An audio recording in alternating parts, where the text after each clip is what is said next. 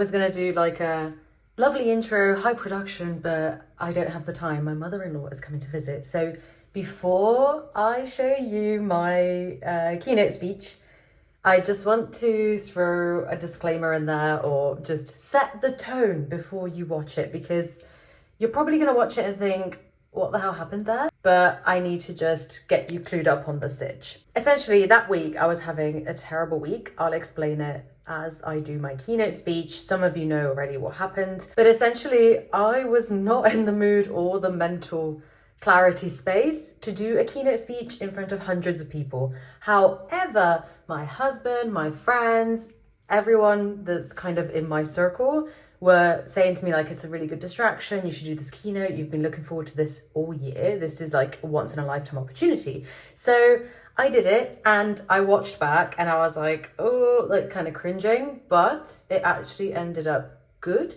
Could I have done better? Yes. But a friend of mine who was also a podcast guest, now long-term friend, Chris Shamroth, give him a follow as well on LinkedIn, came up to me after the speech, bless him, and he basically reframed it in a way that is going to be so helpful in the future. And he essentially said, you've cried on stage. That's a story. You can now continue to do keynote speeches, lectures, whatever, and just think back to this. Nothing's going to scare you anymore. And I was like, he's so right. Like, he's so fucking right. So without further ado, I'm just kind of procrastinating now. I'm kind of nervous what you think. Be gentle with me. My first keynote. I've done lectures and stuff before, and panel speeches and workshops, but this is my first keynote, like on my own, in front of hundreds, 80 people, I think, physically there, 100 plus virtually. And I was like, oh my gosh. And just bear in mind that I was bottled up all week. And I decided, not me actually, my body decided it was time to cry, like blubber, on stage in front of loads of people. We will never know as to why my body made that decision. It was not mine, it was not logical. But again, sorry, I'm ranting. I'll probably put a timestamp on this, it needs it. Without further ado, here is yours truly, me, giving a keynote speech about being real, being genuine, and how to stand out on social media by being real and genuine. Enjoy it. Daisy is a career educator, talent acquisition expert, and host of the Realistic Happiness podcast. Who's ever listened to that Realistic Happiness podcast? Yeah, awesome. Cool. Dedicated to exploring workplace well-being and personal growth. With nearly 10 years of experience hiring top talent across EMEA and providing insights on job satisfaction and career happiness, Daisy blends her background in recruitment with a passion for building thriving workplace cultures. Wow, what a mouthful. These are very short stints. There's no Q&A after. I'm very sorry. You can do that in the hallway. Please give a huge round of applause for Daisy. Hi. Can you see? Oh, of course you can see it. It's huge letters. Hello, I'm so happy to see. Yes, thanks, DeAndrew. New faces, old faces. Yes, so I'm a bit nervous, by the way. It's my first keynote, so bear with me. Oh, okay, so... What? Oh, what did I do? I haven't had any prep. Here, don't press play. Okay. Yeah. So I wasn't going to come today. I had an entire presentation laid out. It was hilarious. It was comedic. It was definitely funny, informative, and memorable. But as you know, life gets in the way. Yeah. This one, thank you. As my whole brand is realistic happiness, I am real, and I won't proceed to pretending I'm happy today, or comedic, or in a funny mood. Because if you're wondering what's going on, my friend Godwin here, I feel very emotional, sorry. My friend tragically lost his life last week, and I found out on Monday afternoon. And I'm so sorry. I'm so sorry. It's fine. 12 minutes. Oh no, don't. Thank you. Yeah, his funeral is tomorrow, and it's all I can think about, clearly. the way I process things is by writing, as you can see, and connecting with you, and doing these things, speaking on stage and doing my podcast. And on my little LinkedIn community of 31,000 people, I put myself out there yesterday and I explained what's wrong. And within minutes, I got messages of people I knew, strangers, just saying that how unfair it is to not have bereavement leave in the Netherlands. It's 5 days, if you want to know. I discovered because I asked my boss, can I please take Friday off? And he said, no, it's a holiday. I was like, how is that a holiday? I'm not having fun. We're not going to have fun. But with this post, I wanted to raise awareness that we're not realistically happy all the time, right? That's my brand, that's the podcast. And this is why I felt like I wanted to share with you all today, because I could have pretended I was okay and just made you laugh. And I had this whole stint about how my nickname at school was Donkey from Shrek and all this. Yeah, it was really, really funny, but it's not real. It's not me. So as you can see, within minutes of posting this, people resonated and they understood, and they had the exact same experiences as me. They felt unheard within their corporates. They felt angry, frustrated, because companies didn't understand that we have a life outside of work. Since posting on LinkedIn in 2016, I've seen all sorts of trends come and go. But one thing really, really stands out, and it's just being real, being you, because we're on the TA space, and for some reason, we feel obliged to hop on trends and talk about the green banner debate and, interview tips. And is anyone else sick of this shit? Just chat GPT. Here's how to know your interview in 5 easy steps. It's not that easy. If you're human and you've just heard my story and saw me cry on stage, sorry, camera guys, you probably feel quite sorry for me. But to grow an audience, to grow followers, to create influence, you have to make people feel something. So not by copying viral trends, not by copy and pasting, sorry Leandro, ChatGPT posts, just by making people feel something. And the reason my talk was called Small Talk to Big Influence is because, like I told you, my previous slides were hilarious, they were very funny. I did this deck yesterday because I wasn't actually going to come, and then I thought, hey, I actually have something valuable to teach and to tell you guys. And in my previous presentation, like I said, I was Donkey from Shrek. I got bullied because I spoke a lot and I was known as the gossip at school. But I've learned how to take my disadvantage, which is talking too much, to my advantage. And by talking a lot, it got me into rooms. I don't know if you can see, there's 28 million followers on the LinkedIn homepage. I did a small video for them in their talent week. I don't know if you guys watch Diaries of a CEO. I got an opportunity to meet Stephen Bartlett. They invited me to his event. I met Hung Lee. I don't know if anyone knows Hung Lee. Just a small creator.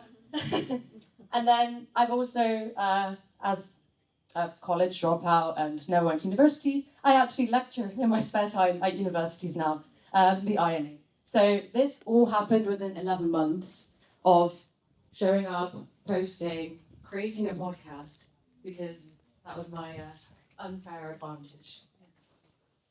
So I know you want a framework. I get this all the time, like, do you use ChatGPT? Like, what do you use? Like, have you done a course?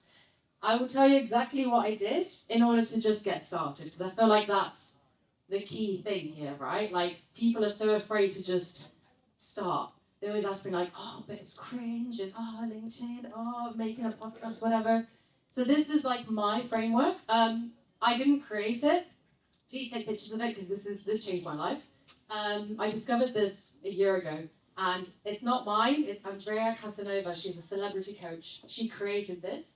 So basically, in the first stage, you get either your notes like this or an Excel, and you write your 10, just start with 10. I'm sure you'll write more, I wrote 20. Most pivotal moments in your life that changed who you are today. So for me, it was declining a job as a director of talent acquisition. Also in there was being hit by a car. That changed me, gave me PTSD. A colleague that tried to get me fired. That was a big story. You can go crazy with this. Just 10 moments, unique moments that make you who you are. Then second, this is called a brand archetype wheel, and it's used in digital marketing. So brands use this, creators use this to understand what their brand is and how they can address it and how they can tell their story. So first of all, save this Excel. Second, find this on Google, the brand archetype wheel. And then, ironically, we'll use ChatGPT.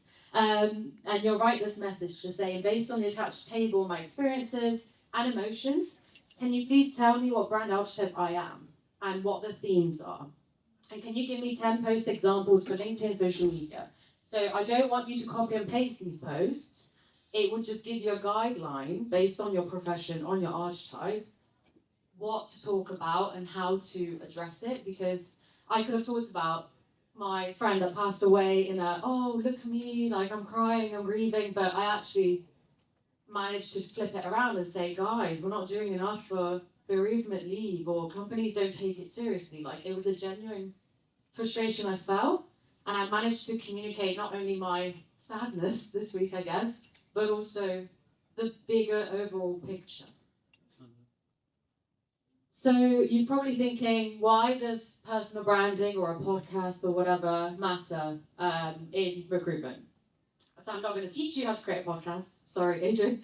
Or go viral, because I like to talk. I like to interview people. You know, that's what's authentic to me. That's not authentic to you. You might want to write a newsletter like Hung Lee, or I think Mahmoud isn't here today, but he raps when he does his conferences. Or AI like Leandro.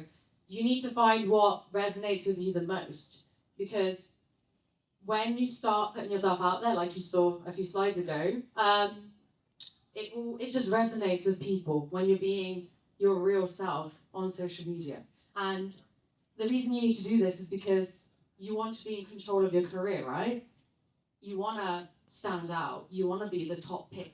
Like, imagine if you're at school and you're in the sports team, you want to be picked in the best team, right? You want people to know who you are. Yes, I'm still reading. Oh, yes. So, I don't know if anyone's heard about quiet hiring. It's a trend that's been going on this year, definitely will happen next year. Just being blunt, my company also is guilty of this as well, where they go through referrals and don't post jobs online and go through word of mouth instead of posting because of our workload. We're completely drowned as recruiters. Too many CVs. How do we find the best people? Quiet hiring is a quick, faster solution for now. So basically, it's helped me get through so many doors, just being myself, being vulnerable, speaking my truth. This is an example, literally, I had to scroll back. Has anyone tried to scroll back a year with their LinkedIn posts if you post a lot? It's hard, yeah, literally. So this is just really, honestly, an AI generated ChatGPT post. I got 34 likes and 12 comments. Nobody gave a shit. And this one, I'm literally talking about how I'm too much. I was too loud, too annoying, whatever, but I was just actually in the wrong rooms. I realized all the time I was in the wrong rooms. And it just sparked up so much conversation. 81 comments like, me too. Like, I have ADHD. I'm a woman in the workplace. Oh, at school I always got kicked out. Me too. And you want those people. You don't want this. Who wants this? You want this. You want to create conversation, create trends, make people feel something. The proof is in the pudding. So, on a final note, if you want to take anything away, please take a picture with your eyes or with your phone. Just remember, like, if you don't like seeing AI-generated posts or stupid posts or like just job seeker advice or green banner debates, if you're tired of seeing it, don't post it. Like, just don't do it. Like, why would you put yourself through that? And it's likely that if you're tired of seeing it, other people are fucking tired of seeing your stuff too, so please don't do it. So I've made up a term. I hope you like it. It's called cookie cut recruiter. I thought I'd put a definition and an example there. So I don't want to be like any of you in a room. And you shouldn't want to be like me either, because what resonates with you doesn't resonate with me. I'm not you. Those 10 stories you're going to put in that Excel, I've never experienced them before because I'm not you. So we're here to create shifts, to create trends, to stand out, to be different. So I've always wanted to say this, so please repeat after me. I refuse to be a cookie cut recruiter. Repeat after me. I refuse to be a cookie cut recruiter. Amazing. You've been amazing. Thank you so much. Hey, can I please take a shameless selfie?